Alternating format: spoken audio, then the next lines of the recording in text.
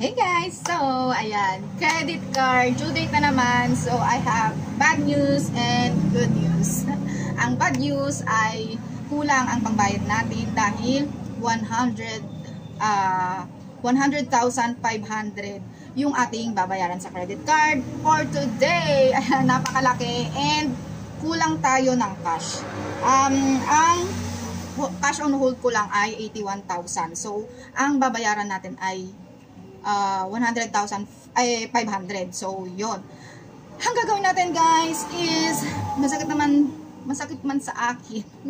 Magsasanla tayo ng, ayan, ng bracelet. Kasi, nung 2023, nasanla ko to ng 21,000. So, ngayon, 2025, hindi ko alam kung magkano yung sanla. Pero, ang kulang na lang natin ay 19,500. So, sasanla natin to ng about 20,000. Ayan. Ay, yun ang ating bad news. Magsasanla tayo. Itong credit card natin ay walang interest. Pero itong isasanla natin ay mag-i-interest siya ng monthly. So, yun lang guys. Sana nakapagbigay din ako ng tips sa inyo. Kapag kinukulang kayo ng pambayad, pwede kayong magsanla. At ang ipundar nyong una ay mga gold. Kasi nga, kapag tayo ay ginigipit, pwede natin siyang isanla agad-agad as a cash. Ayun. So, yun lang guys. Subscribe. Thank you sa panonood.